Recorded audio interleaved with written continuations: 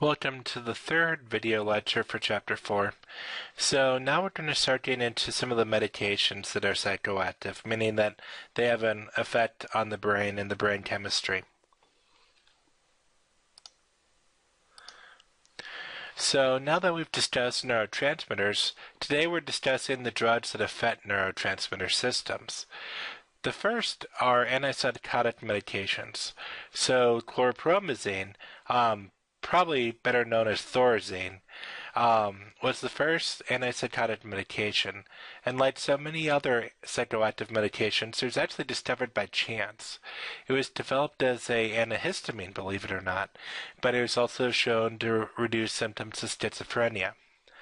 Subsequent to the discovery, researchers have identified and developed many new antipsychotic drugs.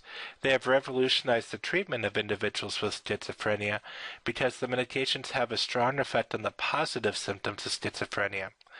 There is some debate over whether or not they help the negative symptoms, but researchers, at least the ones I've read, and also my own personal experiences, suggest that they really don't help the negative symptoms all that much. However, they've made the disorder a major disorder that usually led to institutionalization be one that can be fairly well treated on an outpatient basis. So it makes a huge difference for a lot of people's lives. Typical neuroleptics, which are the old neuroleptics, the first generation of antipsychotics, were all antagonists of the dopamine D2 receptor. So remember, neurotransmitters can have different receptor types. So specifically, it was an antagonist of the D2 receptor.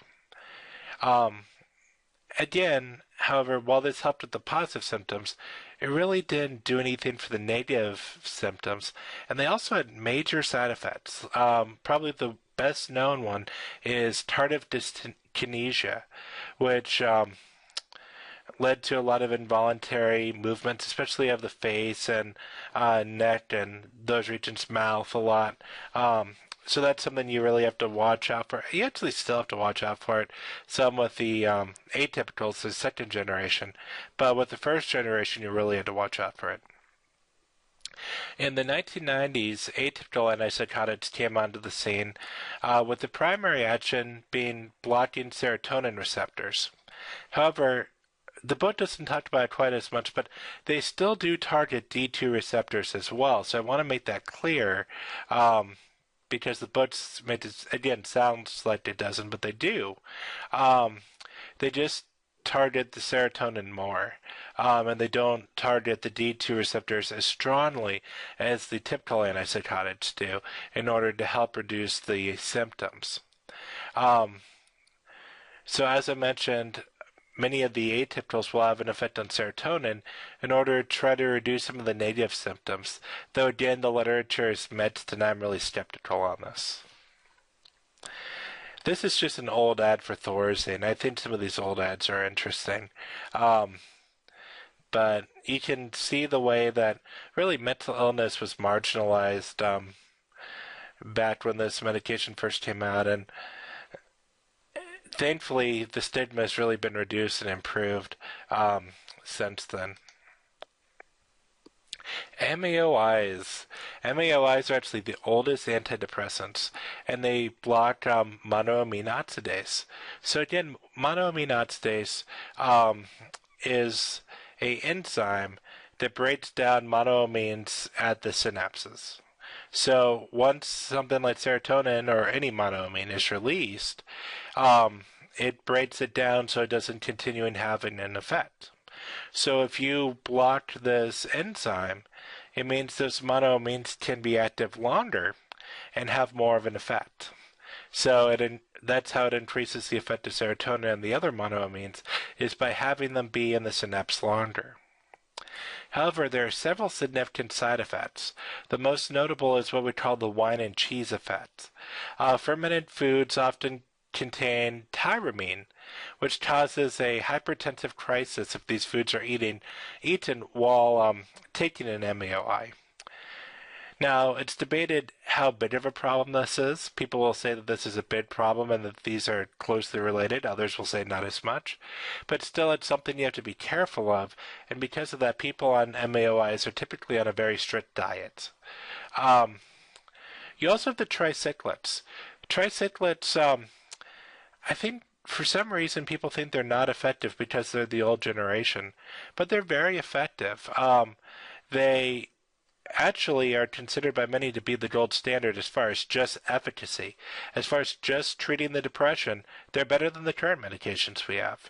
So it's not that they don't work. They work very well. The problem is they have some pretty bad side effects. Primarily that while they were very effective, they were also very sedating. So, you would feel better, but you'd also sleep all day.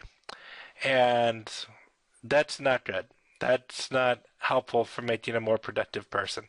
So they're actually so sedating that there are a couple of these that have actually been used off-label as sleep medications. So these are still used. I've actually treated clients who are on these medications, but they're not usually used first. If someone fails all the SSRIs, then typically they'll go for tricyclics. SSRIs are the newest generation of antidepressants, and these are probably the ones that you know about. They're the latest and greatest. They have fewer side effects, and they're almost as effective as tricyclics. Not quite, but they're close. But there are still side effects, though. As you know, there are the sexual side effects that get mentioned a lot. They certainly affect sleep. So there are side effects that are notable. Also, there's research out there that shows that they may not be much more effective than placebo, except in cases of very severe depression. So they're helpful, especially in those really severe cases. In the less severe cases, it's an empirical question. There's people who debate on both sides about how effective SSRIs are. Now, with that said, what I will say is if you're on an SSRI, don't just get off an SSRI. You need to have a medical doctor help taper you off of these medications. And if you have any questions about their efficacy, it's good to always talk to your physician if you're on one of these medications. So anxiolytics or tranquilizers. So these are drugs that reduce the nervous system activity. So they're often used for anxiety, hence the name anxiolytic. So a well-known type of these are benzodiazepines. So benzos act on the GABA A receptor, and in doing so, they are agonists. So they increase the effectiveness of GABA, and in doing so, slow down the whole system. So, as you'll remember, GABA receptors, or GABA actually has many different receptor types and many different compounds that activate them. So, one of the things that's important for you to know is benzodiazepine agonists activate the GABA A receptor. Now, why this is important is remember that GABA A is ionotropic. So it's very fast acting, and this is part of the reason why it's so effective. It's also one of the reasons it's so psychologically addicting. Because it takes effect so fast, it's very easy to get hooked on these drugs. So often, more and more you're seeing physicians prescribe SSRIs or things like that for anxiety, where they don't have that instantaneous effect, but they're effective overall. It's just, it takes a while for that to build up. But they're also not as addicting. So why is this? Why would you prescribe an SSRI or something like that? Well, since serotonin has been implicated in anxiety, it's led some researchers to try using antidepressants for anxiety, and they've had mild success with this. Buspar is one medication that is sometimes given for anxiety. It's not as popular with patients because, again, it takes time to have an effect, whereas the benzos are instantaneous. But it's really becoming much more of the preferred medication, again, because of that addiction liability. However, just throwing this in, we'll talk about this more later, but in a lot of ways, CBT, cognitive behavioral therapy, is really the treatment of choice, but we'll talk about why that is more later. Alcohol, one of everyone's favorite drugs. Alcohol's effects are biphasic, meaning it has two components of the effect. It's an initial stimulant phase that's followed by a depressant phase. And the depressant phase is actually due to its activating, again, GABA A receptors, so the same receptors that are activated by benzodiazepines. And this increases the inhibitory effects. It also stimulates dopamine pathways, which, remember, some of those pathways are important for feelings of euphoria, so that's why it has some euphoric effects, is because it also affects dopamine pathways. However, as we know, alcohol can have pretty serious side effects. So some alcohol use, such as 1 drink per day, has been shown to be helpful for many aspects of life. It reduces heart disease and some other things that have come out over the recent years. However, excessive alcohol use is associated with many negative outcomes. Periodic overconsumption or binging has actually been shown to cause brain damage and possibly reduce neurogenesis, which is the creation of new neurons. Of course, also you can have fetal alcohol syndrome. So this is the result of pregnant women who are abusing alcohol, and it leads to permanent damage to the fetus. And then Korsakoff's dementia. This is an interesting disorder. I've actually seen a couple of clients with this. So it's a memory loss. It's a dementia that's due to a deficiency in thiamine. So what happens is the alcohol blocks your ability to digest thiamine, and it's that blocking that causes the dementia. And it's a permanent memory loss, and it's anterograde memory loss, so it's not that you forget things that happened in the past. It's an inability to create new memories that's really profound. And it doesn't seem to be just a diet problem. That's, people often worry, especially with alcoholics, that they're drinking all their calories and they're not eating enough nutrition.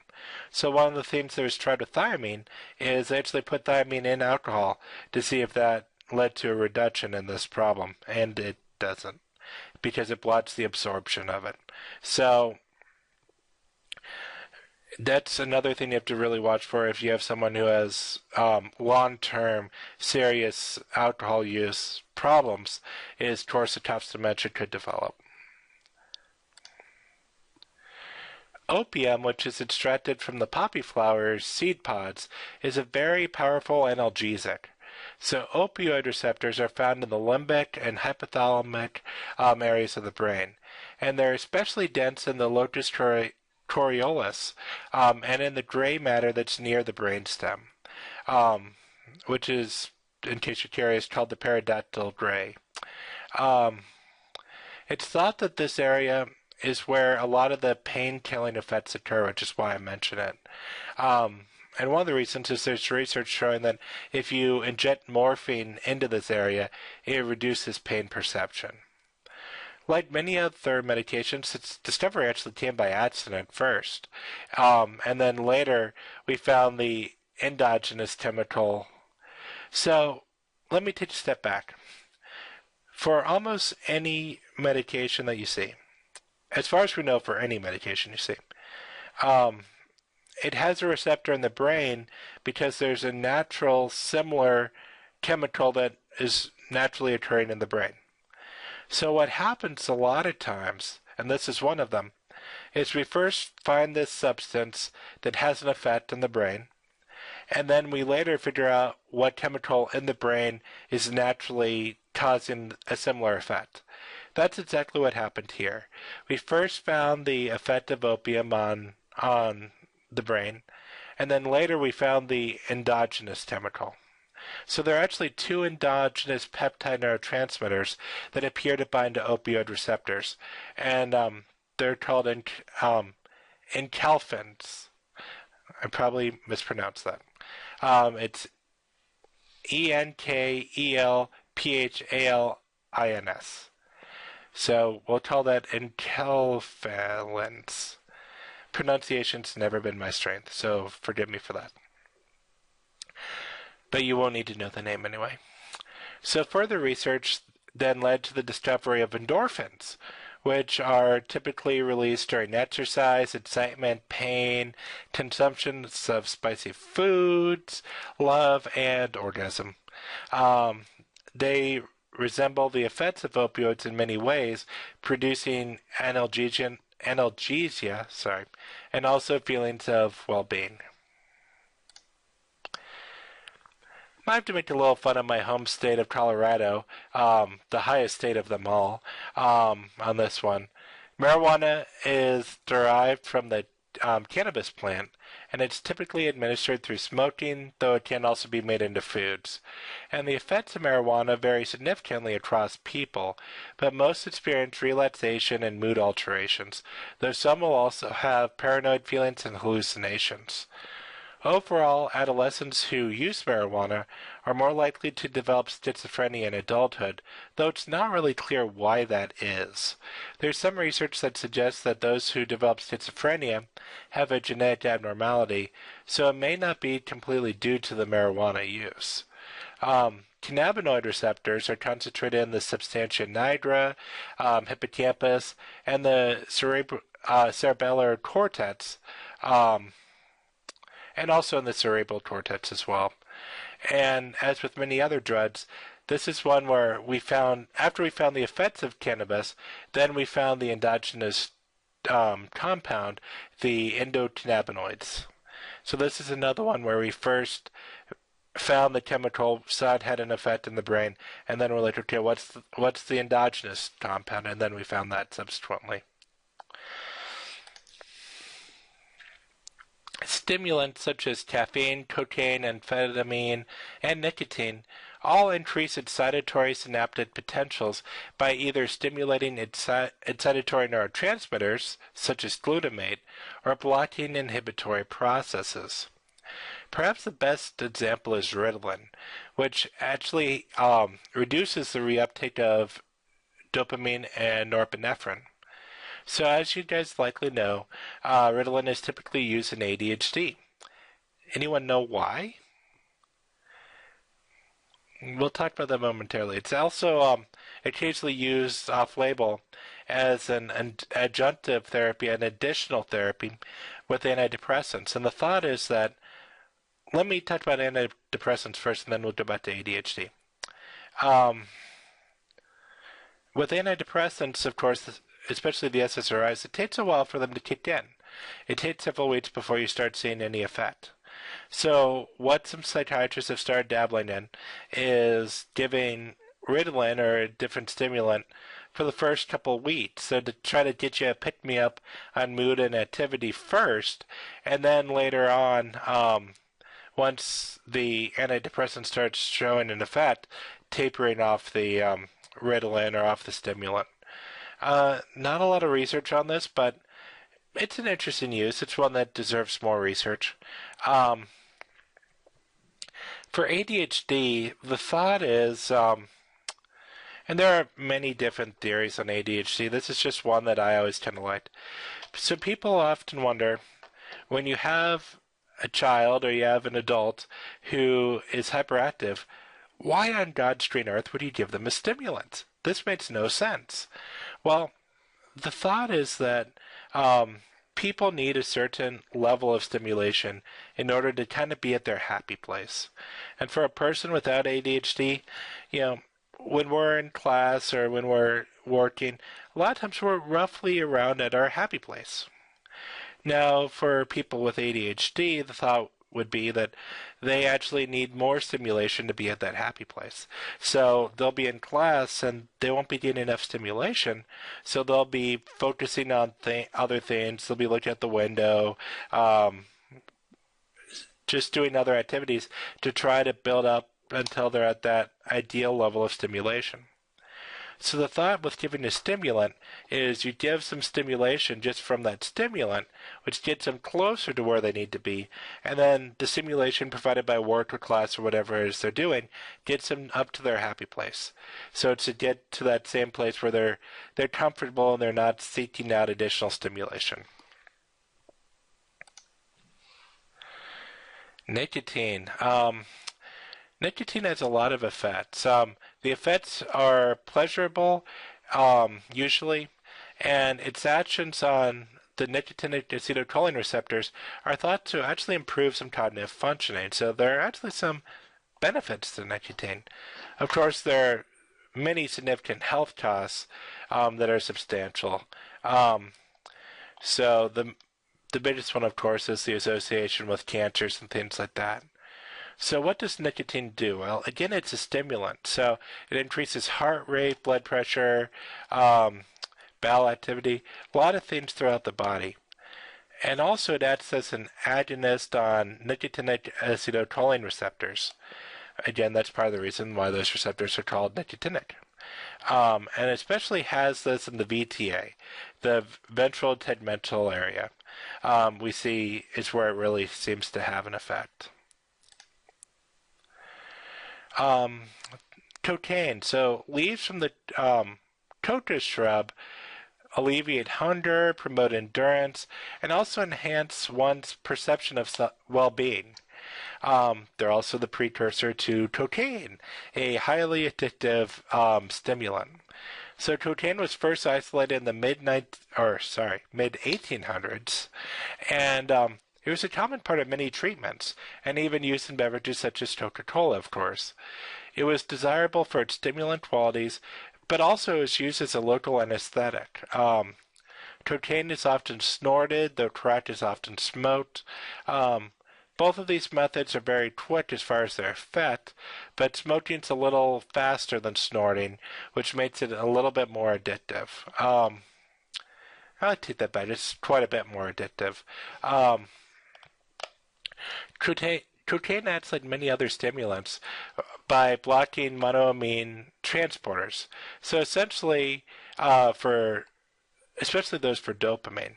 So what it does is it's slowing the reuptake of the neurotransmitters, causing for there to be more dopamine in the synapse. So for this reason, cocaine's actually been tested as an antidepressant because, again, with dopamine you can have some euphoria and improved mood. Though it isn't used for this, of course, because there are many negative consequences to its use. So the liabilities just aren't worth the benefits of it. Also, cocaine is a drug that can lead to sensitization, and because of this, you can actually have psychosis occur as a consequence of the use. So again, sensitization is where you become more sensitive to it, and this would be because you're having more dopamine receptors pop up, and with that you become more sensitive to dopamine naturally. And as we know about schizophrenia, we think that is in large part caused by having too much dopamine.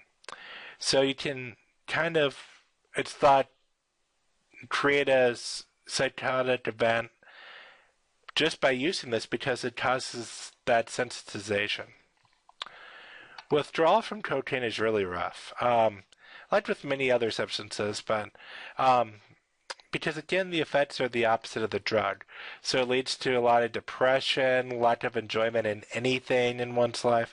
So it's really a hard drug to come off of, because as good as the highs are high, the lows are just as bad low. So the withdrawal is really hard, and that's one of the reasons why it's so addicting, and we'll talk about that in the next video. Amphetamines. These are synthetic stimulants that resemble catecholamine neurotransmitters, so norepinephrine, epinephrine, and dopamine. They cause the release of catecholamine neurotransmitters from the presynaptic terminals, even in the absence of action potentials. They also increase the effects of these catecholamines by blocking the reuptake of catecholamines, and also by providing another target for monoamine oxidase, making it longer for the neurotransmitter to get deactivated. So, in short, in the short term, amphetamines result in heightened alertness, feelings of euphoria, and sustained effort with lower fatigue. However, it's not been shown to improve cognitive functioning, which is found in other stimulants like Ritalin. Ritalin is truly one of those drugs that is it's a performance-enhancing drug for everybody. People do better on Ritalin than they do without it. Amphetamines aren't that way. You're not going to do any better cognitively with it than you do without it. So no improvement in cognitive functioning. Tolerance occurs very rapidly, and prolonged use can lead to symptoms that resemble paranoid schizophrenia. So it's not a drug you want to take lightly. You can also have brain damage caused by amphetamines that lasts long after they're discontinued. So they're dangerous drugs to use. And of course, one of the most common ones that you've probably heard of is methamphetamines. This is one of the types where it's a very strong synthetic stimulant. Hallucinogens alter sensory perceptions in many ways. The name's actually a bit of a misnomer, as people don't usually hallucinate, meaning that they don't see or hear things that aren't present, but rather it modifies the way that the brain perceives things. Hallucinogens have diverse neural actions, including working on noradrenergic, serotonergic, and acetylcholine systems. LSD resembles serotonin in structure, and therefore it acts as an agonist on receptors, including in the visual cortex, which is why it likely leads to changes in visual perception. PCP was actually originally developed as an analgesic, but it was problematic because it led to dissociation, agitation, and delirium. And you don't really want someone delirious while you're operating on them. That's a good way to get sued. So that's why it's not used for that.